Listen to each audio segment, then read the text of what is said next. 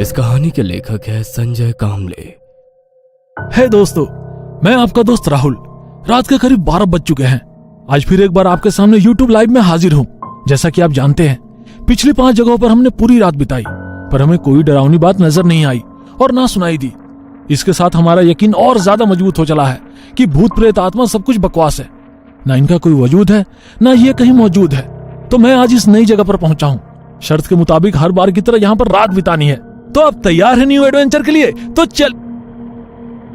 Internet connection कटने से YouTube पर कल रात अपलोड की हुई वो वीडियो एक ही जगह रुक गई। उसने मोबाइल की स्क्रीन बंद की और मोबाइल वैसे ही अपने हाथ में पकड़कर कार की खुली खिड़की से उदासी भरी निगाहों से बाहर झांकने लगी। सुबह के करीब 10 बज चुके थे। सूरज की हल्की सुनहरी धूप जंगल में चारों ओर फैली थी।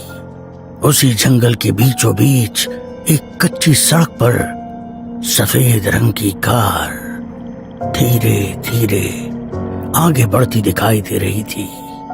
कार के अंदर बैठे कॉलेज के लड़के लड़कियां जंगल के उस सन्नाटे को बिना कुछ बोले नजरों से ही समझने की कोशिश कर रहे थे।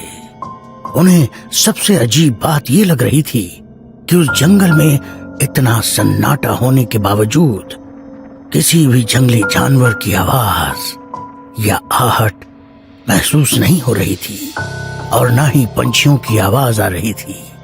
इंसान तो क्या, मानो जंगली जानवर और पक्षी भी उस इलाके में आने से डरते थे।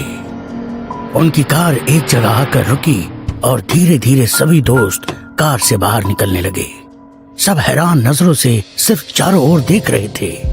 उनके सामने एक बड़ा सा आलीशान बंगला था। उस इलाके को गौर से देखते हुए सभी चलते चलते बंगले के गेट से अंदर आए और सीढ़ियां चढ़कर सभी दोस्त दरवाजे के बाहर रुक गए।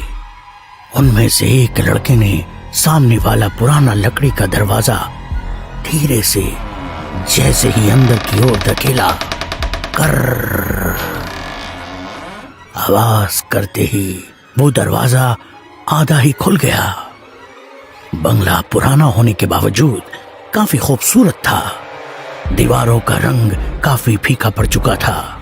शायद कई सालों से वो इस तरह आग उगलती धूप, हड्डियां जमाने वाली ठंड और मूसलाधार बारिश को अरसे से झेलते हुए भी शान से अपनी जगह मजबूती से खड़ा था।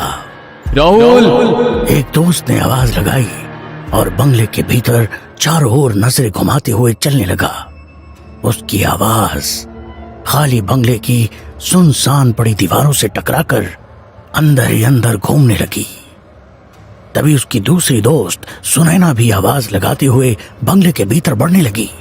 बंगले के अंदर एक अजीब सा जानलेवा सन्नाटा फैला हुआ था। दिन का उजाला होने के बावजूद भी सभी को अजीब सा डर लग रहा था। 3 लड़के और 2 लड़कियां अपने दोस्त को उस बंगले के हर एक कमरे में, बाथरूम में, लकड़ी की अलमारी में, मतलब जहां छुपने की जगह है वहां ढूंढने की कोशिश करने लगे। पर राहुल कहीं भी नजर नहीं आ रहा था। ना ही उसके होने की कोई निशानी उन्हें मिल रही थी। उसका मोबाइल तो कल रात से ही बंद था, साथ ही डिजिटल कैमरा भी। सब कुछ गायब था।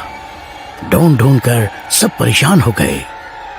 तभी राधिका को उस बंगले में एक अजीब सी मनहूसियत महसूस होने लगी और थकान के कारण उसे चक्कर आने लगा।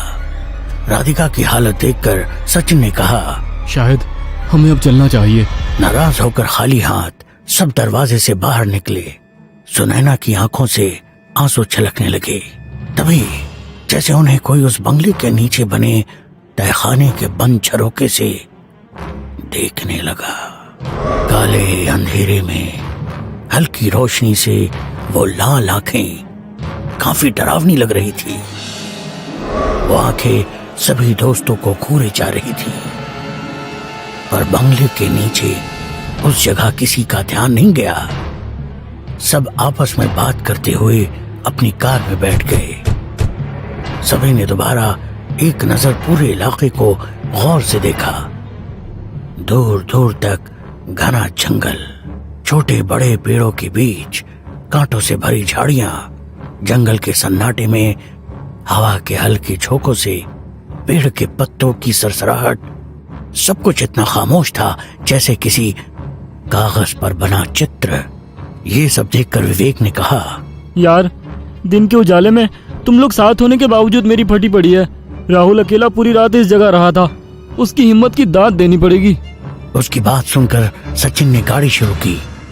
जंगल की कच्ची सड़क से उनकी गाड़ी धीरे धीरे आगे बढ़ने लगी और पीछे बैठी सुनैना ने एक नजर उस बंगले पर डाली।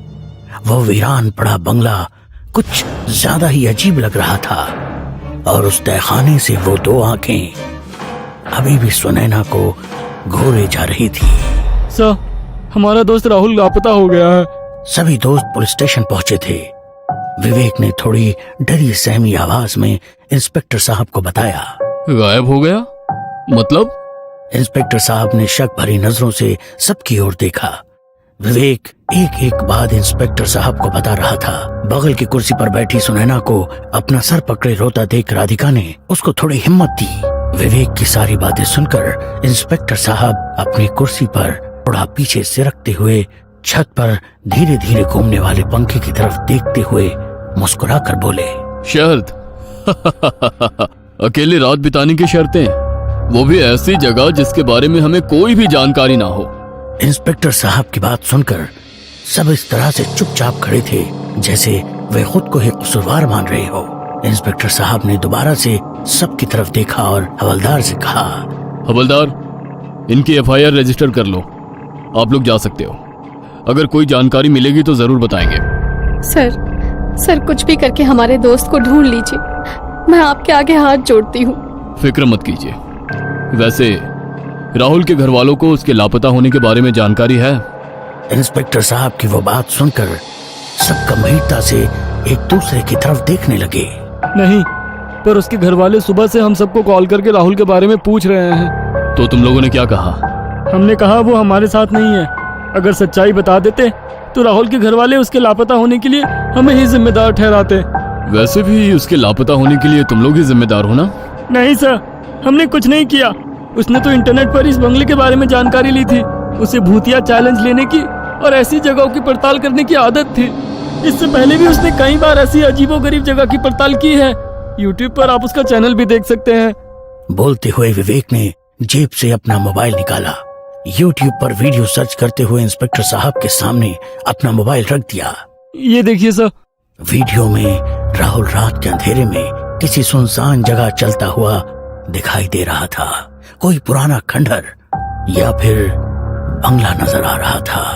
अपने हाथ में डिजिटल कैमरा लेकर राहुल हर एक चीज रिकॉर्ड करते हुए आगे बढ़ रहा था। साथ ही वह उस जगह और वक्त के बारे में जानकारी भी दे रहा था। तो ये है तुम्हारा दोस्त राहुल?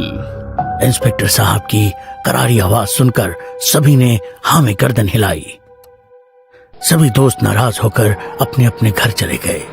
किसी का भी अपने काम में मन नहीं लग रहा था। सुनैना सबसे ज्यादा दुखी थी क्योंकि राहुल और सुनैना एक दूसरे से बेहद प्यार करते थे। सुनैना के लाख मना करने पर भी राहुल ने विवेक के साथ लगाई वो शर्त एक्सेप्ट की, जिसका नतीजा उन सबको भुगतना था। राहुल के माँ बाप सुबह से फोन करके अपने बेटे के बारे में पूछ रहे थे, मगर उनके सवाल के जवाब किसी के पास नहीं था। रात हो गई। सुनैना गुमसुम सी डाइनिंग टेबल से सटी कुर्सी पर कहीं नजरें गड़ाए बैठी थी। सुनैना बेटा, क्या हुआ? पापा ने प्यार से सुनैना के सिर पर हाथ रखते हुए पूछा। तबीयत ठीक नहीं लग रही है पापा, मैं जाकर आराम कर लेती हूँ। बेटा, कुछ तो खा लो। भूखे पेट सोओगी तो नींद नहीं आएगी। भूख नहीं है पापा। सुनैना की उदासी भरा चेहरा देखकर माँ ने कहा, सुनैना, बेटा राहुल अभी छोटा बच्चा थोड़ी ही है, अपने दोस्तों के साथ कहीं गया होगा नए एडवेंचर की तलाश में। आ जाएगा वापस, तुम चिंता मत करो।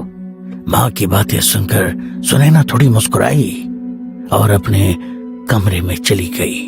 उसने अपने कमरे का दरवाजा बंद किया और फूट फूट कर रोते हुए अपने बेड पर लेट गई। रह रह कर उसे राहुल की याद आ रही थी।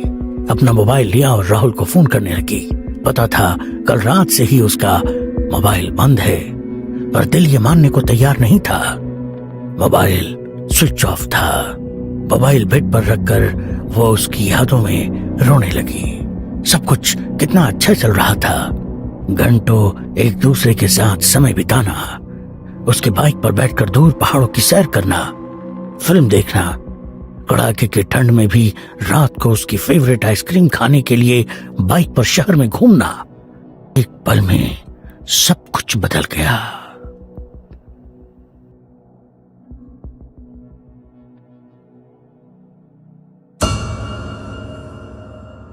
ये कहानी आपको अच्छी लगी हो तो हमें सब्सक्राइब करें, हमारा इंस्टाग्राम और फेसबुक पेज जरूर फॉलो करें। अगर आपके पास ऐसी ही कोई कहानी हो तो हमें कमेंट बॉक्स में भेजें।